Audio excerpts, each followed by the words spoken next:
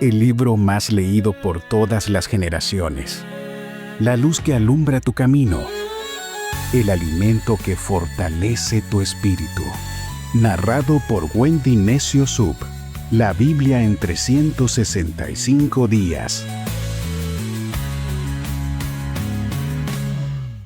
13 de mayo, día 133 de la Biblia en 365 días. No se pueden imaginar cuántas veces he dicho 133.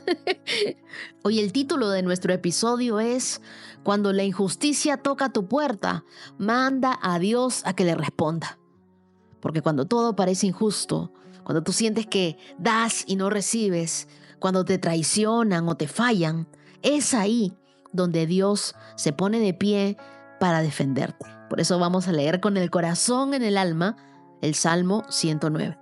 Nuestras lecturas para el día de hoy son Primera de Samuel, todo el capítulo 14, desde el verso 1 hasta el 52, Juan capítulo 7, desde el verso 31 al 53, todo el Salmo 109, versos del 1 al 31, y Proverbios capítulo 15, versos del 5 al 7. Antes de comenzar, quiero compartirte un testimonio que me llenó de fe. Viene de Heidi Abad. Ella me escribió.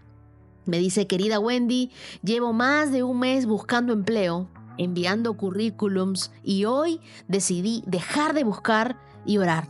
Le dije al Señor: ya no buscaré más porque sé que tú me lo darás. Horas después, una empresa me contactó para ofrecerme trabajo. Dios es tan maravilloso. Así es Dios. A veces parece que no está obrando, pero cuando menos lo esperas, Él responde con poder. Acompáñame en una oración. Señor, hoy venimos con el corazón abierto, rendido, sabiendo que donde termina nuestra fuerza, comienza la tuya. Cuando la vida sea injusta, sé tú nuestra justicia. Cuando no veamos salida, sé tú el que abre caminos. Habla hoy a lo profundo de nuestro corazón. Enséñanos a esperar en ti. Enséñanos a que tú eres nuestra justicia, nuestro defensor, nuestro Dios, nuestro Rey. Hoy oramos en el nombre de Jesús. Amén. Y quiero regalarle un verso a esta hermosa comunidad.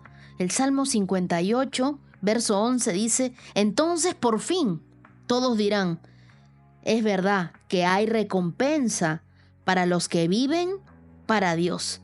Es cierto que existe un Dios que juzga con justicia aquí en la tierra. Tú verás la justicia de Dios en tu vida y también vas a ver la recompensa de Dios. Estamos en el mes de las respuestas de Dios y sé que Dios continuará dando respuestas a nuestras oraciones. Agarra tu Biblia, pídele al Espíritu Santo que te hable y comenzamos. Primera de Samuel, capítulo 14. Cierto día, Jonatán le dijo a su escudero: ven, vamos donde está la avanzada de los filisteos. Pero Jonatán no le dijo a su padre lo que pensaba hacer. Mientras tanto, Saúl y sus 700 hombres acamparon en las afueras de Gibea, alrededor del árbol de granadas, de Migrón. Entre los hombres de Saúl estaba Ahías, el sacerdote que vestía el efod, el chaleco sacerdotal. Ahías era hijo de Ahitob, hermano de Icabod, hijo de Finés, hijo de Elí, sacerdote del Señor que había servido en Silo. Nadie se dio cuenta de que Jonatán había dejado el campamento israelita para llevar el puesto de avanzada de los filisteos.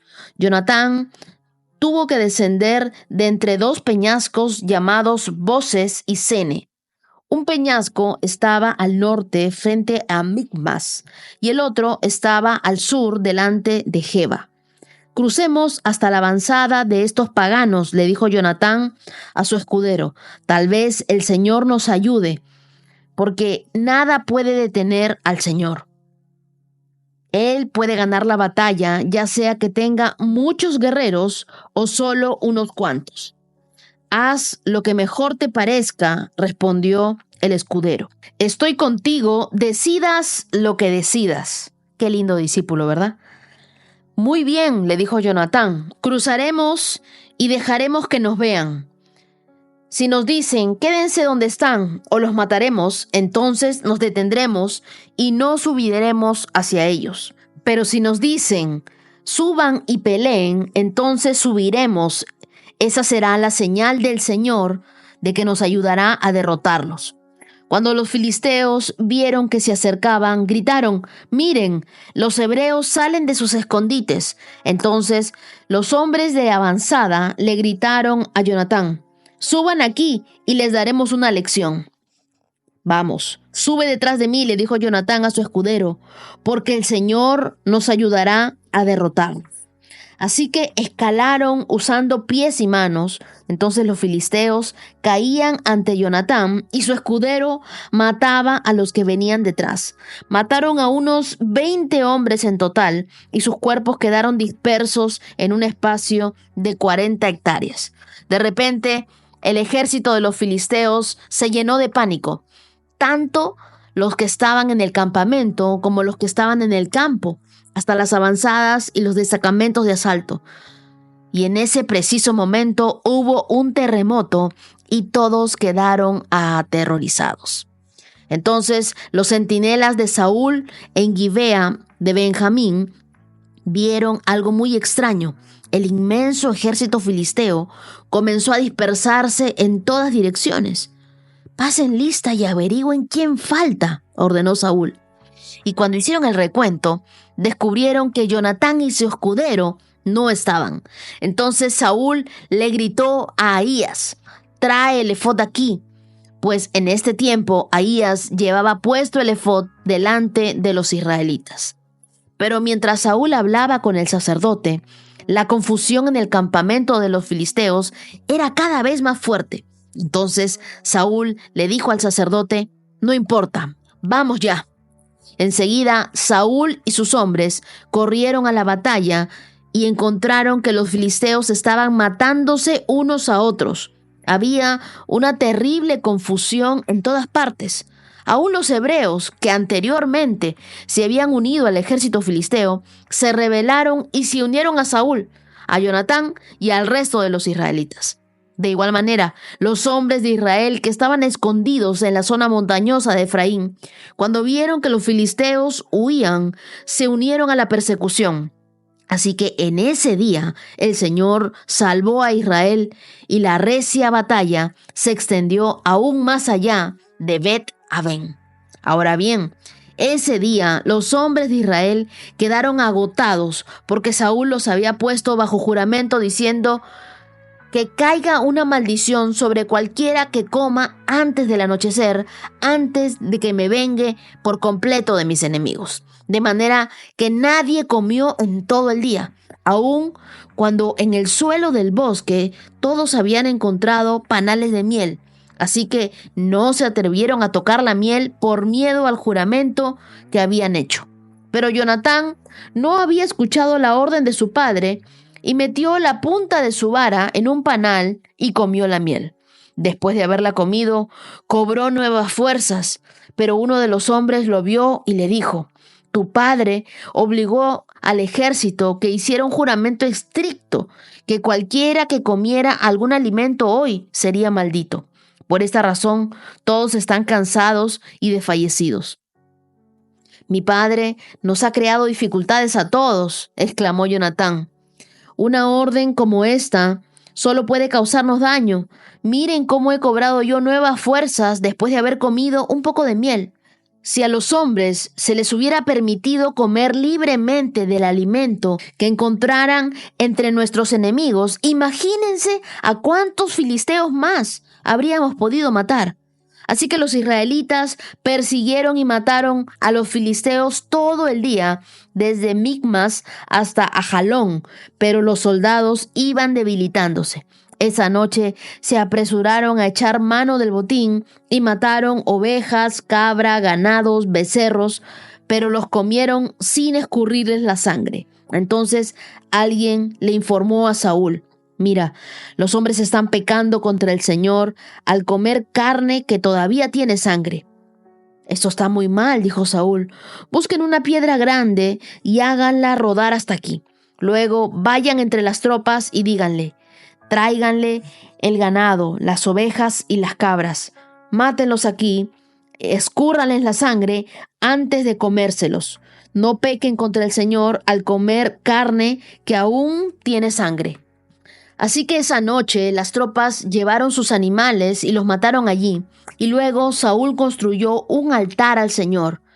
Fue el primer altar que él le construyó al Señor. Después Saúl dijo: persigamos a los filisteos toda la noche y saquemos sus bienes hasta el amanecer. Destruyamos hasta el último hombre. Sus hombres respondieron: haremos lo que mejor te parezca. Pero el sacerdote dijo: primero consultemos a Dios. Entonces Saúl le preguntó a Dios: ¿debemos perseguir a los filisteos? ¿Nos ayudarás a derrotarlos? Pero Dios no respondió ese día. Entonces Saúl le dijo a los líderes: algo anda mal. Que vengan aquí todos los comandantes de mi ejército. Debemos descubrir qué pecado se ha cometido hoy.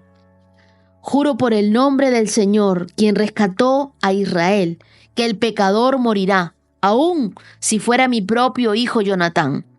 Pero nadie se atrevía a decirle cuál era el problema. Entonces Saúl dijo: Jonatán y yo nos pondremos aquí y todos ustedes se pondrán allá. Y el pueblo respondió a Saúl: lo que mejor te parezca. Entonces Saúl oró: oh Señor, Dios de Israel, por favor, muéstranos quién es el culpable y quién es inocente. Entonces hicieron un sorteo sagrado y Jonatán y Saúl fueron señalados como los culpables y los demás declarados inocentes.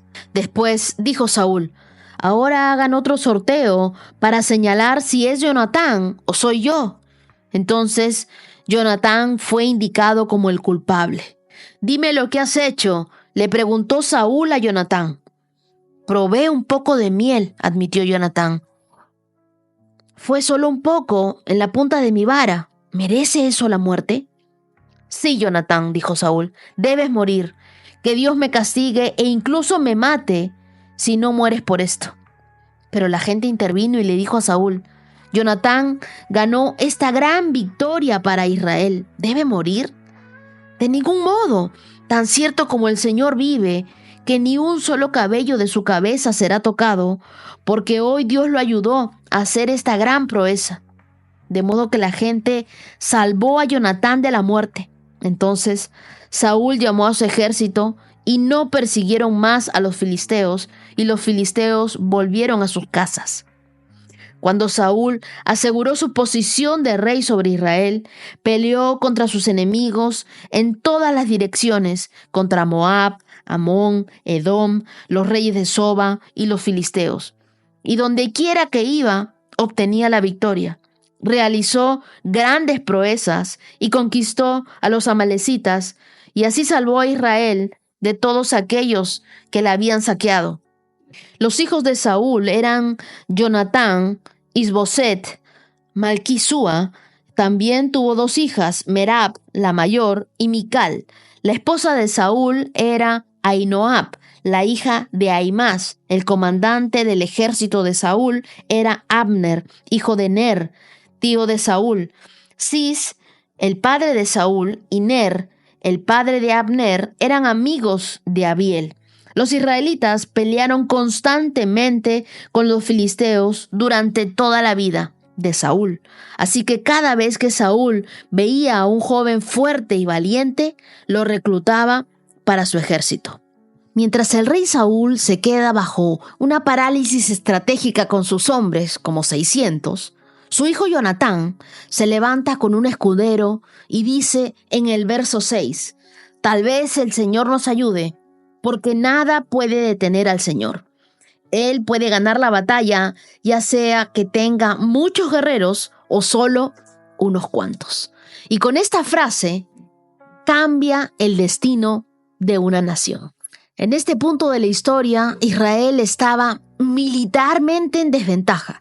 Los filisteos no solo dominaban el territorio, también tenían el monopolio de hierro. Nos dice la Biblia en 1 Samuel capítulo 13, versos del 19 al 22. lo que significaba que los israelitas estaban prácticamente desarmados. Saúl, ungido como rey, comienza a mostrar señales de su falta de carácter, mientras que Jonatán se presenta como un joven valiente, lleno de fe y de ímpetu. Jonatán es el modelo del creyente que no espera las condiciones ideales para actuar, sino de alguien que se mueve por convicción y por confianza en Dios. Cuando él dice, tal vez el Señor actúe, tal vez el Señor nos ayude, la palabra tal vez no es duda, es humildad delante de Dios. Y es que la fe actúa aun cuando no tienes certeza del resultado. Tú no sabes qué va a suceder el día de mañana. La verdadera fe no es aquella que siempre ve las cosas claras, sino es una fe que obedece aun cuando no ve nada. Dios honra esa fe que se mueve, no la que se queda paralizada. Mientras que Saúl permanece sentado, Jonatán escala. No espera una orden, tampoco una señal audible, y va con su fe proactiva. Jonatán entiende que la presencia de Dios es más decisiva que la cantidad de soldados que estén contigo.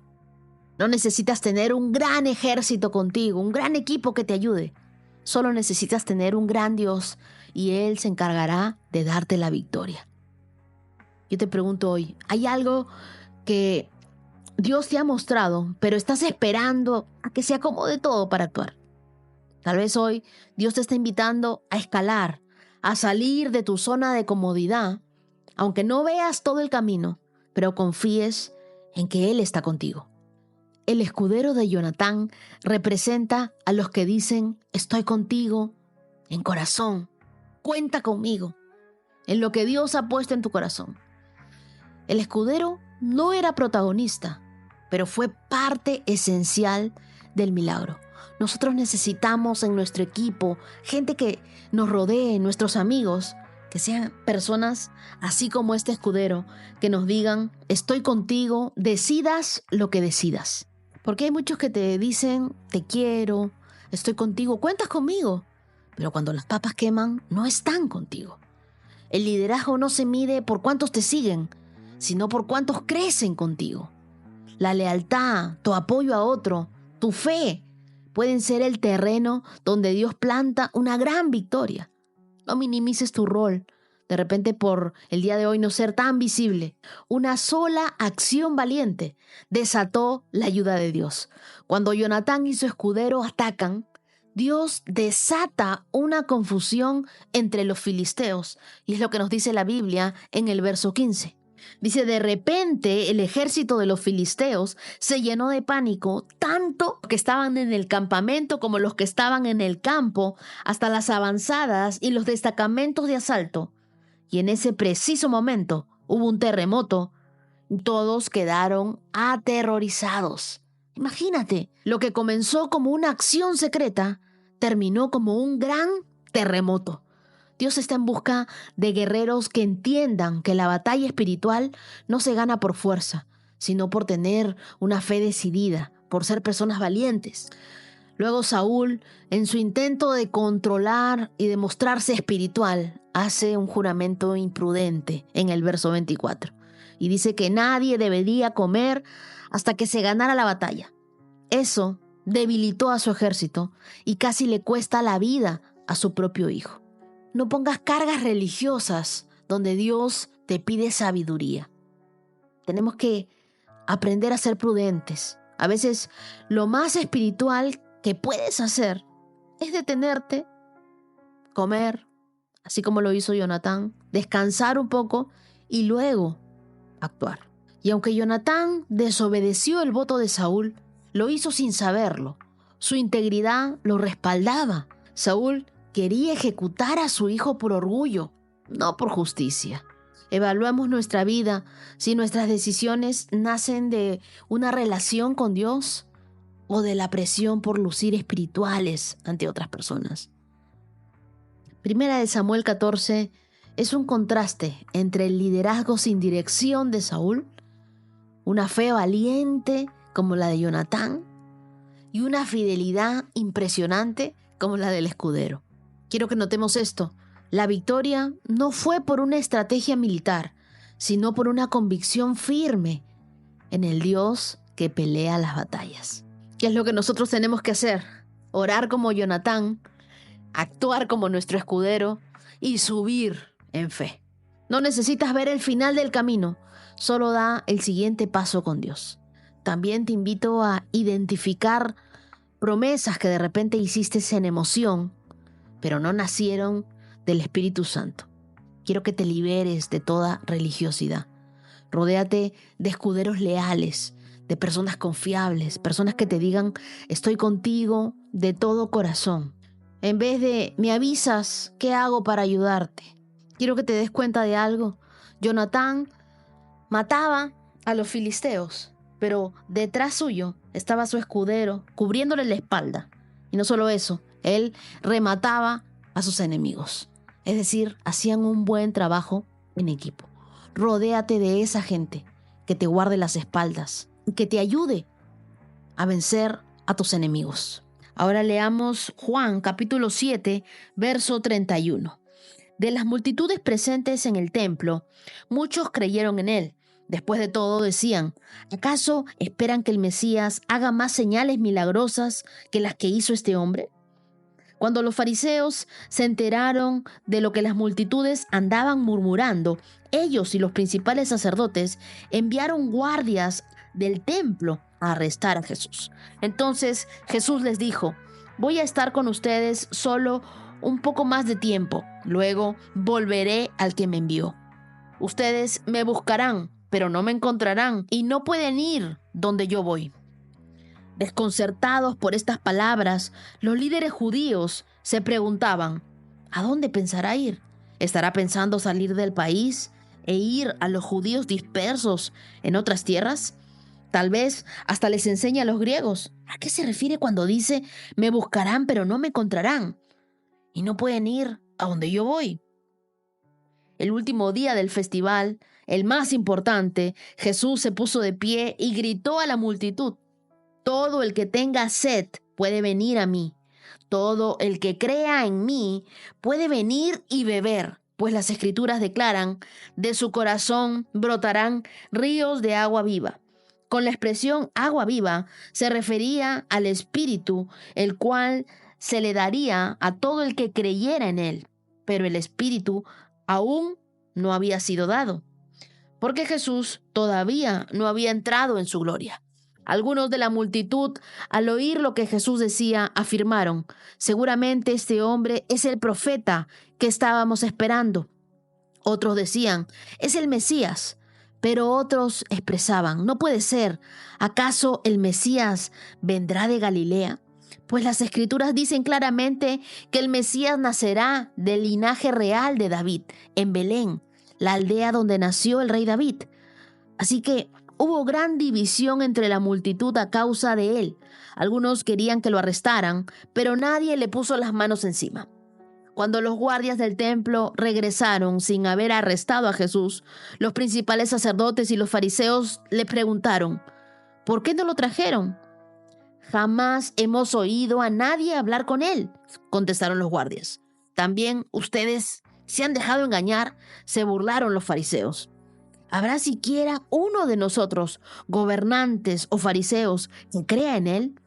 Esa multitud tonta que lo sigue es ignorante de la ley. Están bajo la maldición de Dios. Entonces tomó la palabra de Nicodemo, el líder que había ido a ver a Jesús. ¿Es ilegal condenar a un hombre antes de darle la oportunidad de defenderse?, preguntó. ¿También tú eres de Galilea?, contestaron ellos. Estudia las Escrituras y compruébalo tú mismo. Jamás has sido un profeta de Galilea. Así terminó la reunión y cada uno se volvió a su casa. En medio de la fiesta de los tabernáculos, las multitudes se dividen. Unos creen, otros murmuran, algunos intentan arrestar a Jesús. ¿Por qué? Porque la verdad siempre incomoda. Cuando nos desafía en estructuras, en egos, en sistemas, Jesús no vino a encajar. Él vino a confrontar y muchas veces eso duele. En medio del ambiente religioso, Jesús enseña con autoridad y su mensaje causa división en la multitud, los fariseos y hasta dentro de los guardias del templo. Verso 31 dice que muchos entre la multitud creyeron en él. Incluso en medio de la oposición, la verdad siempre encuentra corazones dispuestos. Estos creyentes no necesitaban un milagro más, ya habían visto suficiente. Incluso ellos mismos dicen, después de todo, ¿ustedes esperan que el Mesías haga más señales milagrosas de las que ya ha hecho este hombre? A veces nosotros seguimos esperando una prueba más para creer, pero Jesús ya se ha mostrado una y otra vez. Lo que tú y yo necesitamos no es más evidencia, es más obediencia. Luego en los versos del 32 al 36, la tensión crece cuando la verdad se vuelve más incómoda. Los fariseos no soportaban que la gente empezara a seguir a Jesús y en vez de examinar su mensaje, buscaron silenciarlo. Jesús, sabiendo lo que viene, les dice, estaré con ustedes solo un poco más de tiempo y luego regresaré al que me envió. Ellos estaban ciegos espiritualmente, no entendían que él estaba hablando de su ascensión. Y es que la verdad no se comprende sin la revelación del Espíritu Santo. No hay mayor tragedia que estar cerca de Jesús y no reconocerlo. Es como estar frente a una lámpara encendida, taparse los ojos con una venda y decir, no veo nada. El problema no es la luz, es el corazón que se niega a verla. Y en los versos del 47 al 49, el orgullo de los fariseos los dejó fuera del reino. Los fariseos comenzaron a despreciar al pueblo, llamándolos malditos ignorantes de la ley. Su conocimiento bíblico no se había traducido en humildad, sino en arrogancia. La letra sin espíritu no transforma, solamente te informa. Y eso a veces engorda el ego, pero no ensancha tu corazón. Hay gente que se sabe versículos de memoria, pero no puede perdonar a su hermano. Hay personas que defienden la doctrina a capa y espada, pero no aman a los perdidos. Eso fue lo que Jesús vino a desenmascarar. Uno no puede decir, no, yo tengo súper más conocimiento de la Biblia. Ok, perfecto. Usa ese conocimiento para bendición de otras personas, pero no vengas a tratar de menospreciar lo que nosotros estamos haciendo. Nosotros recién estamos aprendiendo la Biblia, recién estamos leyendo, recién nos estamos emocionando con todo lo que estamos conociendo acerca de Jesús. Deja a cada uno experimentar de acuerdo a su propio proceso. Aléjate de los religiosos, aléjate de los fariseos del día de hoy. Y por último vemos en los versos 50 y 52 que Nicodemo, que en el capítulo 3 buscó a Jesús de noche, ahora da un paso más valiente en público y pregunta, ¿es legal condenar a un hombre antes de darle la oportunidad de defenderse? En el verso 31. Aunque con miedo él, Nicodemo comienza a dejar que la verdad lo transforme. Su voz, aunque tímida, comienza a resonar con justicia. El Espíritu Santo no solo nos convence de pecado, también nos empuja a dar pasos que antes nos daban miedo. ¡Qué bien, Nicodemo! Tal vez no podías gritar tu fe en ese momento, pero yo creo que nosotros podemos aprender a dar pasos valientes que demuestran en quién creemos. Defender lo correcto, aunque muchas veces te encuentres solo o de repente estás sentado frente a personas que te están cuestionando. Pídele al Espíritu Santo, haz una oración silenciosa y dile, Espíritu Santo, ayúdame a responder, ayúdame a saber qué decir. Pon tus palabras en mi boca y Él te va a ayudar. Jesús no vino a provocar una religión más. Él vino a abrirnos los ojos a la verdad de su palabra, la única que nos transforma. Así que cuando leamos y estemos en este estudio de la Biblia, lee menos con los ojos y más con el corazón. Pídele al Espíritu Santo que te revele lo que Él quiere decirte, más allá del texto que vayamos leyendo. Hay veces que yo leo y hay ciertas cosas que van como haciéndose zoom en mi mente, en mis ojos, y digo, esto es lo que tengo que decir. Esto es lo que Dios me está hablando a mí. Esto es lo que yo tengo que seguir cambiando. Es como Nicodemo. Da un paso más de fe. Incluso si te tiemblan las piernas, no temas incomodar por hablar la verdad. Si Jesús lo hizo con amor, tú también puedes. Ahora leamos el Salmo 109. Oh Dios, a quien alabo, no te quedes distante y callado. mientras los perversos me calumnian y dicen mentiras acerca de mí. Me rodean con palabras de odio y sin razón pelean contra mí. Yo los amo, pero ellos tratan de destruirme con acusaciones. Incluso mientras oro por ellos, me devuelven mal por bien y odio a cambio de amor. Dicen, consigan a un malvado para que se ponga en su contra. Envíen a un acusador para que lo lleve a juicio. Cuando llegue el momento de juzgar su caso, que lo declaren culpable.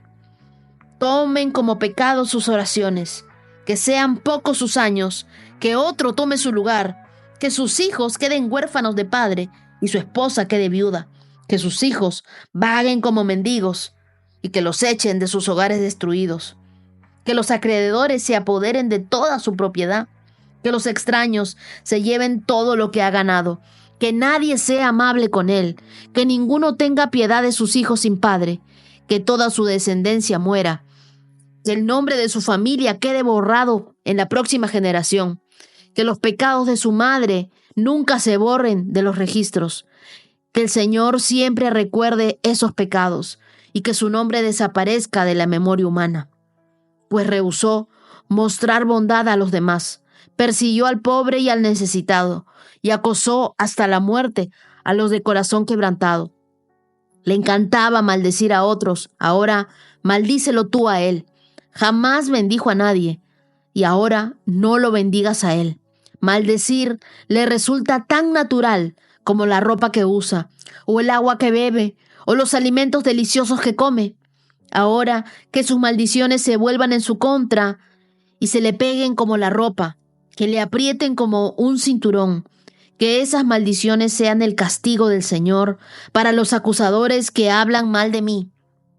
Pero a mí, trátame bien, oh Señor soberano. Por el honor de tu propia fama, rescátame, porque eres tan fiel y tan bueno. Pues soy pobre y estoy necesitado. Mi corazón está lleno de dolor. Me desvanezco como una sombra al anochecer. Me quitan de encima como una langosta. Mis rodillas están débiles de tanto ayunar. Estoy reducido a piel y huesos. Soy objeto de burla para la gente. Cuando me ven, menean la cabeza en señal de desprecio. Ayúdame, oh Señor, mi Dios. Sálvame a causa de tu amor inagotable. Haz que vean que esto proviene de ti, que tú mismo lo has hecho, Señor. Entonces, que me maldigan si quieren, pero tú me bendecirás. Cuando me ataquen, serán deshonrados.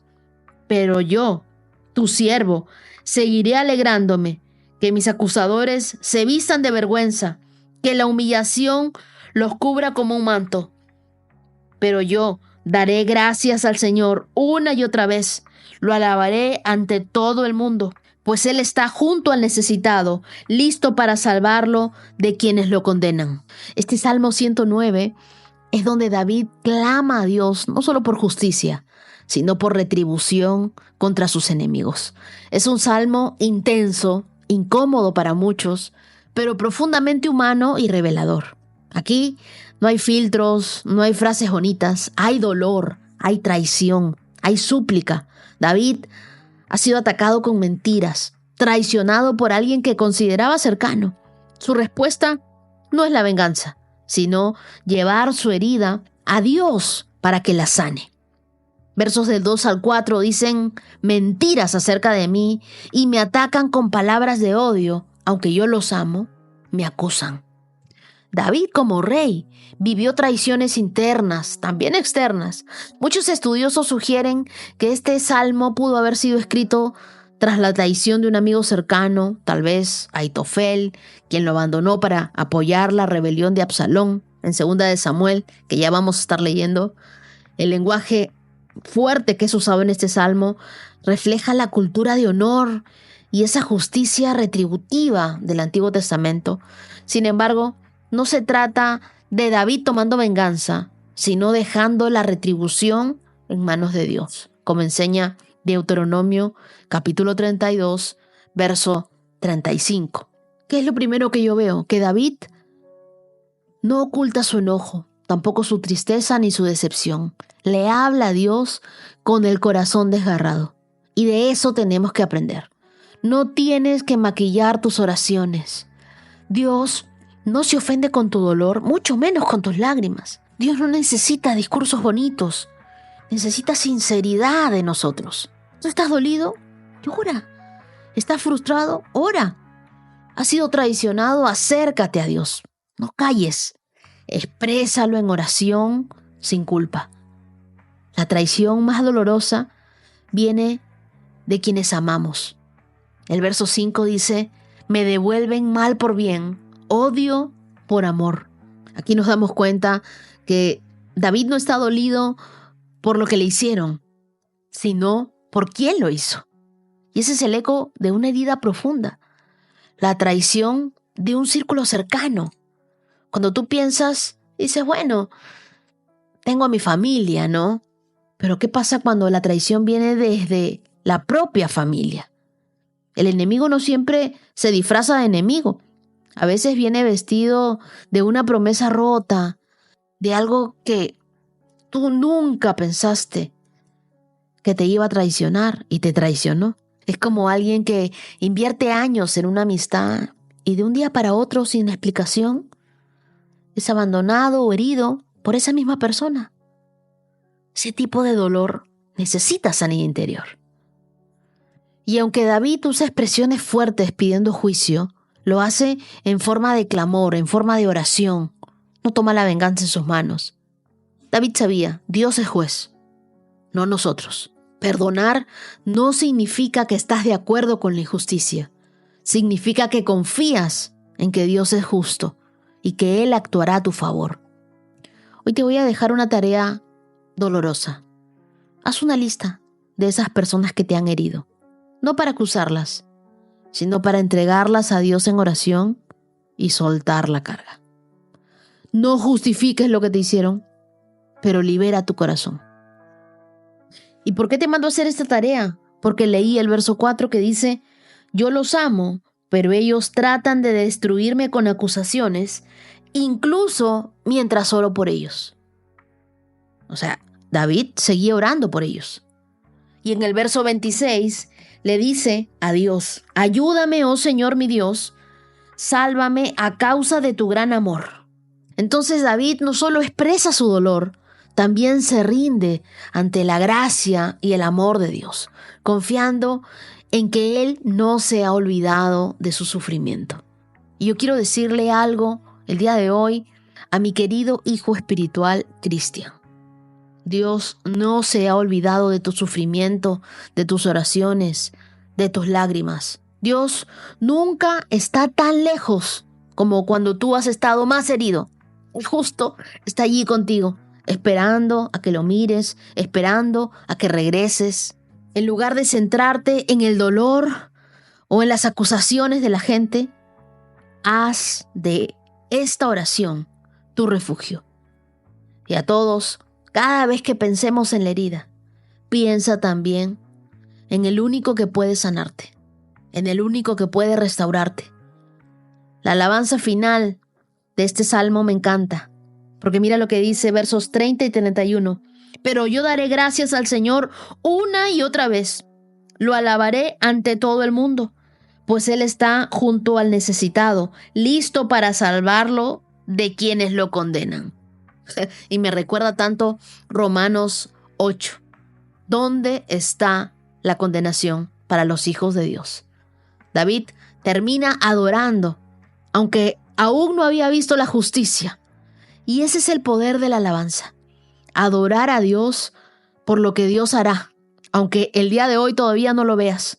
Este Salmo 109 nos enseña que es válido el dolor, pero es necesario entregárselo a Dios. Dios no quiere que tú te tragues el dolor, ni que lo devuelvas a otro. Él quiere que lo lleves a Él y que confíes en su justicia. Deja que Dios levante su mano por ti. Dios no ignora tus heridas, Dios no ignora tus oraciones. Dios tiene cuidado de ti. Y esa oración que hoy haces, que hoy le entregas, se convertirá en tu testimonio el día de mañana. Así que recuerda que cuando la injusticia toque tu puerta, manda a tu Dios a que le responda. Ahora leamos Proverbios capítulo 15, verso 5. Solo un necio desprecia la disciplina de sus padres. El que aprende de la corrección es sabio. En la casa del justo hay tesoros, pero las ganancias del perverso le acarrean dificultades. Los labios del sabio dan buenos consejos. El corazón del necio no tiene nada que ofrecer. El verso 5 de este proverbio nos pone en la mesa las dos actitudes frente a la corrección. El necio la va a rechazar. El sabio la va a abrazar. Tú decides de cuál eres tú. Ojo que el sabio no es el que nunca falla, sino el que aprende rápido cada vez que lo hace.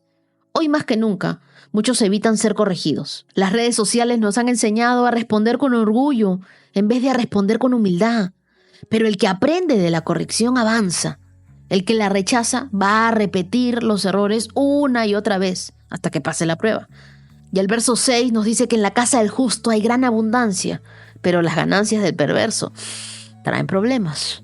Y aquí se compara no solo con la cantidad de bienes, sino con la calidad del fruto. La abundancia del justo no es solo económica, sino de paz, de propósito, de bendición integral.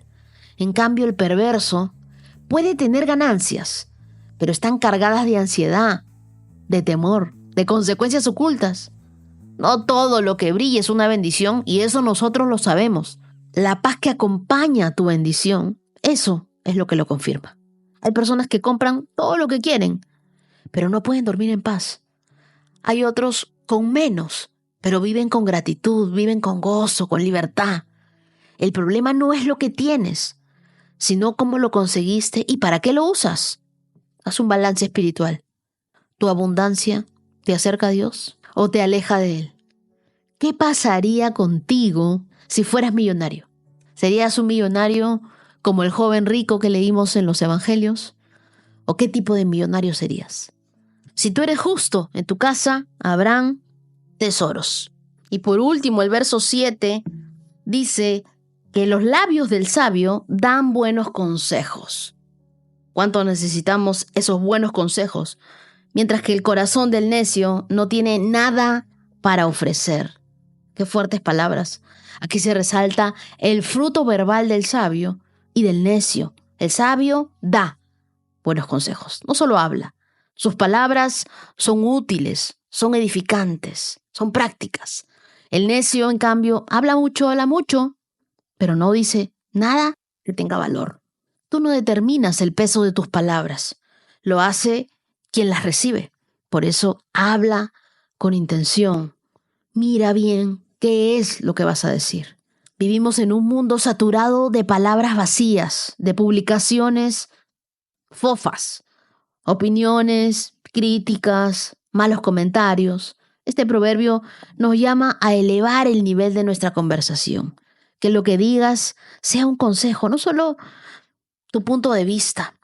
Antes de hablar, pregúntate, ¿esto que voy a decir construye, guía o solo entretiene? Sé intencional con tu voz. Día 133, check. Y así cerramos este episodio con una verdad clara. La fe no se trata de entender cada paso, sino de confiar en quien nos guía aún cuando no vemos todo el camino. Si hoy estás esperando una respuesta, bueno, no te rindas. Dios siempre habla y muchas veces lo hace en el silencio para fortalecer tu corazón. Ahora sí, con mucho amor quiero saludar a quienes hoy cumplen años, 13 de marzo, a Patti Romero en Cancún, hermoso Cancún. Feliz cumpleaños para Carolina Herrera desde Medellín. Feliz cumpleaños para Luisa Fernanda, una colombiana viviendo en España. Feliz cumpleaños también para Patricia Romero Topete, también desde Cancún. Cancún me está siguiendo, ¿ah? Y feliz cumpleaños para Sol de Colombia. Feliz cumpleaños para Linda Tinjaca desde Bogotá. Y también un feliz día para Enrique Carrillo desde la Ciudad de México, Coyoacán. ¡Qué hermoso! Feliz cumpleaños a cada uno de ustedes, que el favor de Dios los abrace en esta nueva vuelta al sol. Y quiero regalarles Génesis capítulo 26, verso 24, que dice: no tengas miedo, porque yo estoy contigo y te bendeciré, multiplicaré a tus descendientes y se convertirán en una gran nación. Que tengan un lindo día toda esta hermosa comunidad que ama la palabra de Dios. Bendiciones.